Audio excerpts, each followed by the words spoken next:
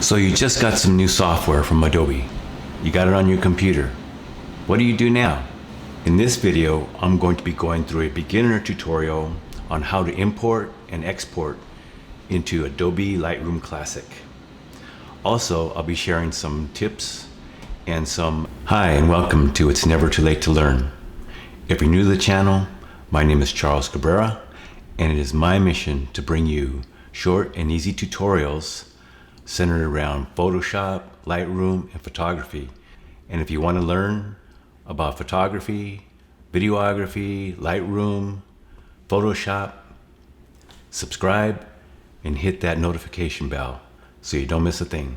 And today we're going to get into Adobe Lightroom Classic, and it's going to be centered around the import and export options. So let's get started. So here we're starting off in the library module of Lightroom Classic, and what we want to do here is we want to import from a folder on a hard drive. We'll do this example first. So click import on the lower left here, and this is the import dialog. So working left to right, we have the location where on our hard drive somewhere we're going to bring in a folder with all of our photos in it. So this is where we select the source. In the middle here is how we want Lightroom to copy, and for right now we're just going to add, but it's basically going to add the photos to Lightroom without moving them. So the folder contains the photos, and Lightroom is going to pick them up right from there and put them in the Lightroom catalog. And over here are options that we're going to go over that allow you to store your files in other options. So now we have a folder here, and I'm just going to drag the folder in, and it is showing you a preview of all the files in that folder on your computer. So now that we have all of our photos that we're going to import right here in preview mode, you can see down here that you can actually click and get individual, they call it the loop view, or you're in this other grid view, but you can import all or just one at a time. So you can go up here and click and just import that one, or you can import all of them at the same time. As I mentioned, we're going to use the add option right now, and this is probably the simplest way to do it as far as settings, so take note of that. You want to get your photos in quick, and they're on a folder on your computer somewhere. These are the minimum settings that you would need to do that very quick.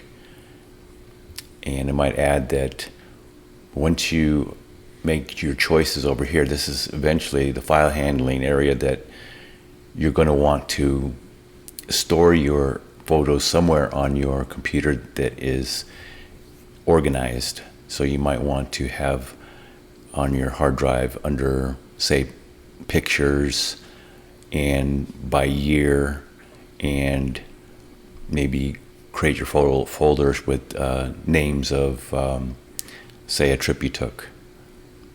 You'll be able to choose that later here, but as to right now, this file handling is basically very basic right here. For instance, it says build previews, minimum. These are previews. And so you just have a minimum preview that isn't too large and it's coming up here quick. Some of the basic selections you might want here, you definitely want don't import suspected duplicates checked. You don't want If it's already in the Lightroom catalog, you don't want it in there again a second time. This is for collections. If you do have a collection already created, and we'll go over this at another time, so don't worry about collections if you don't understand them. But during the importing process, you can apply presets that Lightroom has already to all the photos that get imported in. So these are examples of different presets that are already in Lightroom that you can set up and apply to these photos as you're importing them in. And also you can put in keywords or copyright information, so that once you import it in, maybe your keywords will help you search within Lightroom later.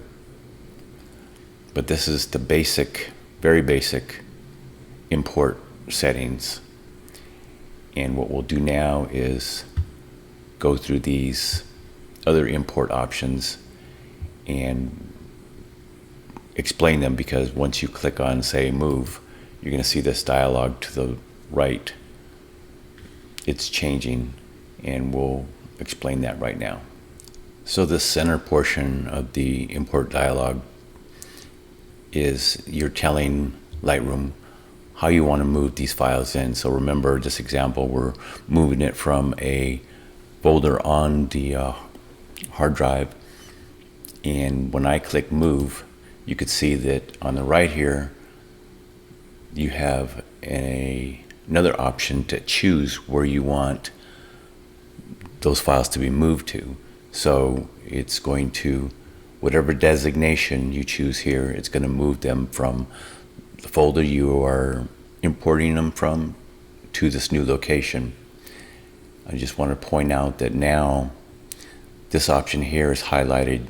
If you wanted to, you can select this and your files will be copied to another location, say a backup location. And this other option here, copy, just does what it says. It will copy the files from your folder on the hard drive that we imported from to another location and leave them intact where they were. And the last option is it converts your files to another format. DNG stands for digital negative format. We don't need to worry about that. Your camera extension here is good enough. Lightroom understands it and can work with it. Okay, so now that we've imported some photos from a folder on our hard drive, let's see what happens when we do an import from a camera or a external SD card. So I'm going to plug my camera in here. It's hooked up to my computer, and we're going to see what happens in Lightroom.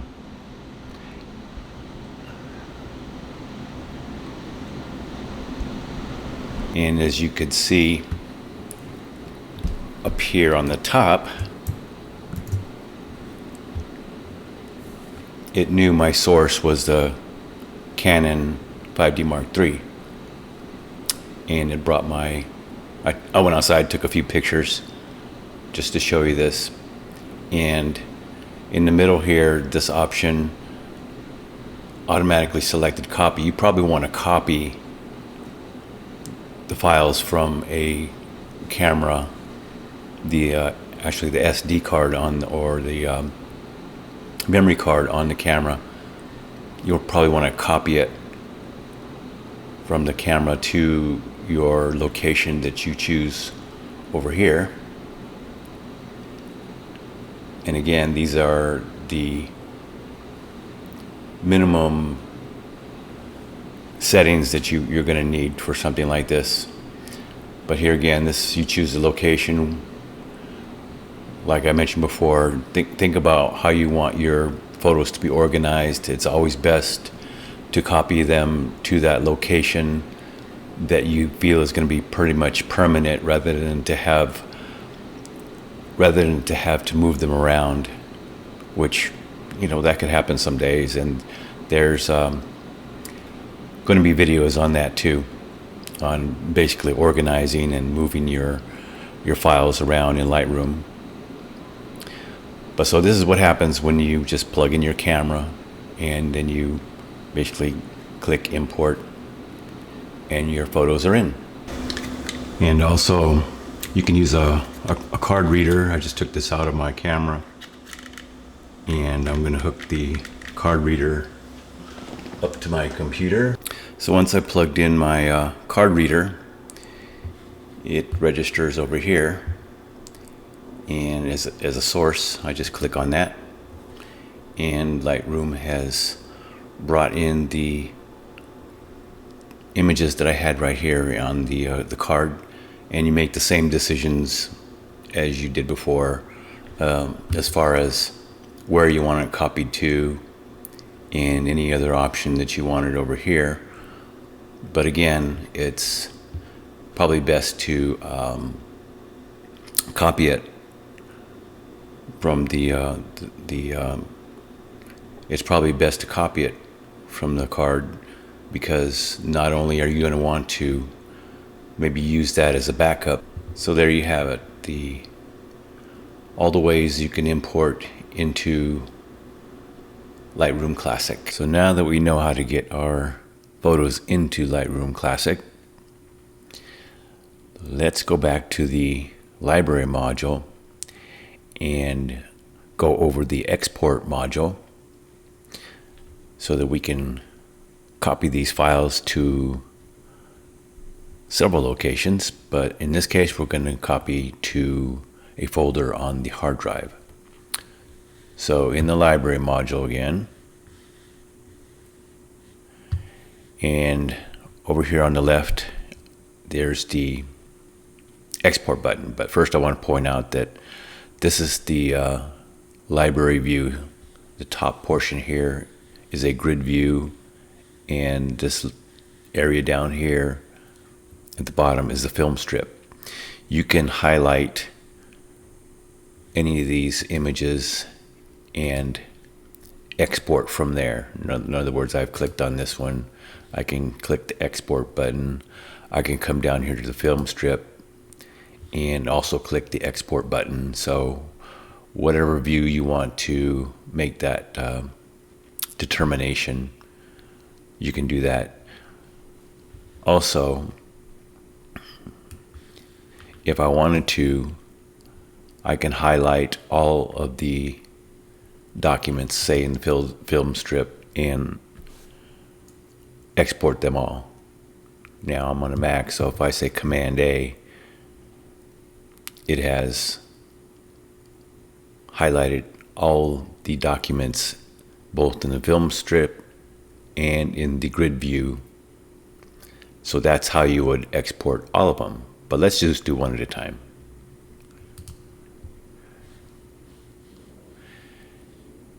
And we'll choose this one. And I click export. And here is my export dialog. So here's the export dialog. And what I want to give you right away is the minimum settings to export your photo right away. Say you want to send a photo to get printed, blown up into a nice big poster size, or framed, but you want to send the photo the best quality, image quality that's needed for, say, printing or blowing up the photo. So the top here, I'm going to, top left says I'm going to export to a hard drive, and this setting, export location, is going to let me choose where I want it to export to. And in case of an existing file, if this is this setting is going to say, well, it's going to give me a dialog box, and I'll show you, but we're going to leave this, ask what to do, and then this last setting here, once we export it, it's going to show us the location, whether you're on a Windows machine or a Mac machine. So we have the photo highlighted already. We say export. We're going to be able to choose where we want to save that. I'm saving it here, Red Rock Canyon. I say open. And it is exporting it. There it is. This is the location I chose. So after it was done, it popped up this window. And that is it for just getting it out, basically. Full resolution photo. Now we'll go back in and show you some of the settings so that you can go further. So real quick here, I wanted to go back and explain this existing files option. So if I was say to export that same file again, but I was actually unaware of it, so I had it selected, I hit export and choose the same folder. Now because I had that option set, it's giving me a dialog because it was already existing on the folder. So helps you so that you don't overwrite something that you don't want to. It gives you options here to overwrite it again with that file name, or it creates a unique name for you, or you can skip or cancel. So that was just a quick one on the meaning of that setting. So back to the export window here. So what's really great here in Lightroom, and it has presets that you can save, so that all this hard work you do here in setting up an export, you can save it and use it later instead of having to remember all these different settings. Now Lightroom has some presets here already that you might want to use. You can look at those later. But for instance, this one right here, how we set this up for full resolution or picture to be exported, you could say add and give it a name.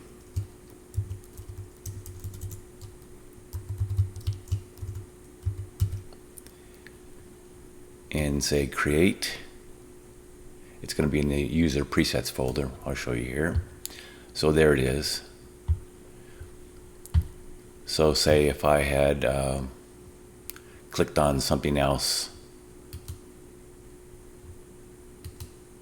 and it's changing it to other values, and I come back into export and I would say, okay, I did all that work.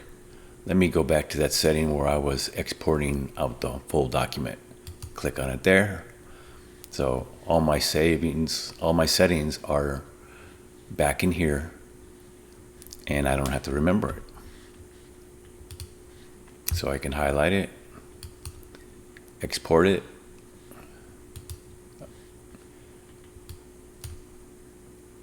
and of course, because that file was already there, I can override if I want, but point being is you can save settings and go back to it later.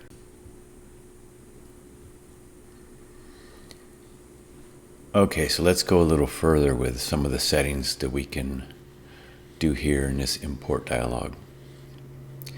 So all social media has a requirement as far as the size of photos that you can upload to it, whether it be Facebook, Instagram, LinkedIn,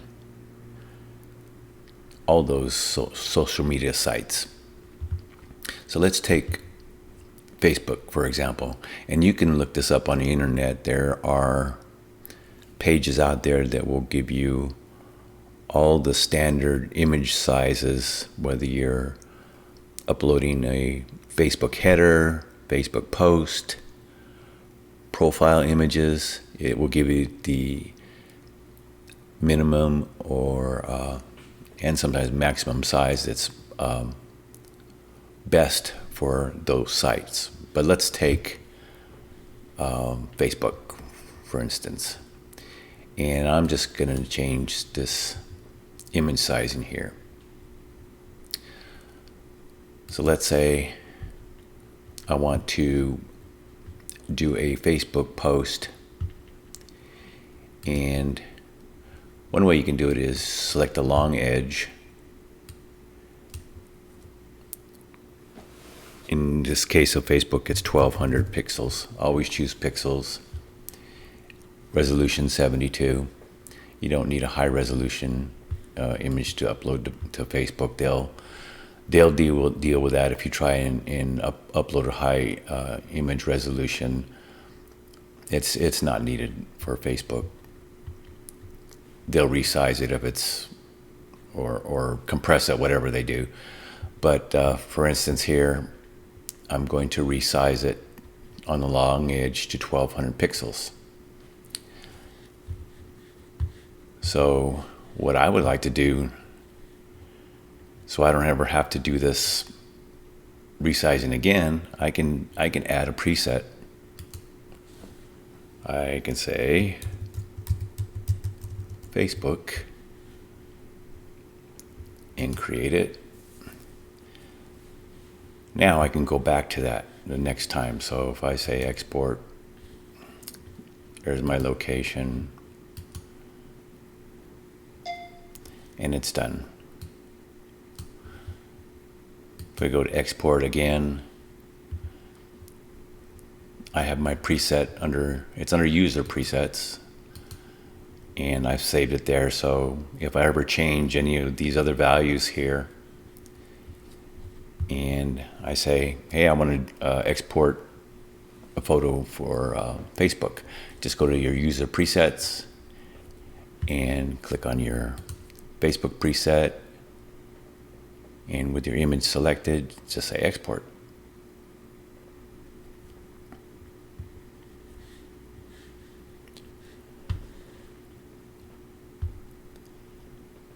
I'm going to go through one more example for the export, and this one I'm going to set up for Instagram,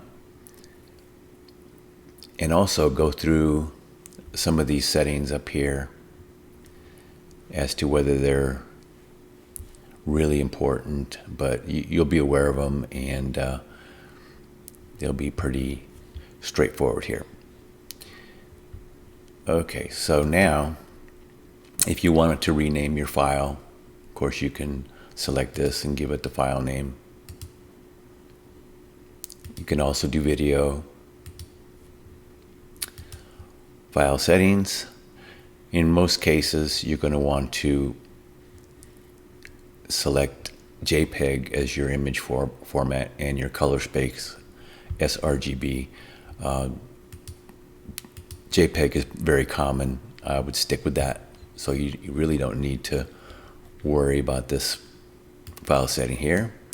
Image size here. So you saw for Facebook, we changed this. For Instagram, we can do height and width of 1080. Usually they want it, that's one of the parameters they want for Instagram.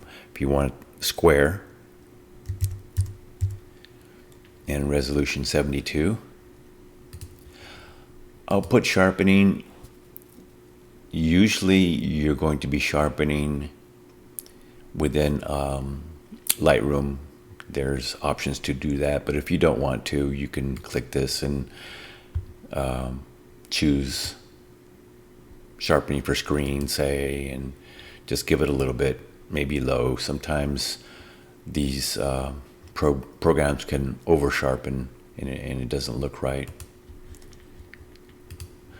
Metadata is information that is stored in Lightroom about the photo. What's good here is I would leave remove personal info and remove location info, but you have all these other choices that allow you to save information about the camera settings and things like copyright information. Not really necessary, but just making you aware it's there. Some of the metadata you could see over here on the right in the library panel about the camera settings that you used when you took the photo, and you can choose to include that or not in this setting here, but it does. I would just say all metadata, and the fact that they have these two connected selected here about the personal info, I would leave it like that. Watermark, you can create your own watermark for your photo, but not necessary. And post-processing, this is where we selected that after the file was exported, it shows up in either Windows Explorer or Finder in Mac to show you the location. So I'm gonna add this preset, Instagram, create it, and I can go back to it. You see I have my list is growing here, full resolution, Facebook, Instagram. You can, like I say, go back and search for information as to all these social media sites and their requirements for image sizes, and set it up here if you like. Again, I export, and there was already one there. I'll use a unique file name. It named it, and there it is right here. So that's the export process in Adobe Lightroom Classic. Hope this was all helpful. Question of the day. So if you're just starting out with Lightroom Classic, do you like the shorter tutorials, or would you like them to be a little bit longer? Let me know in the comments below. So thanks again for watching. I purposely want to make these tutorials easy and give you enough information so that you can use, in this case, Adobe Lightroom Classic quickly, and so that you're not overwhelmed by all the features it has, and so that you know that you can get going and start learning and using it and feel comfortable, so that sometime you can in the future ramp up your learning and get more in depth. So if this was helpful, please subscribe and hit that like button. Remember, it's never too late to learn. See you in the next video.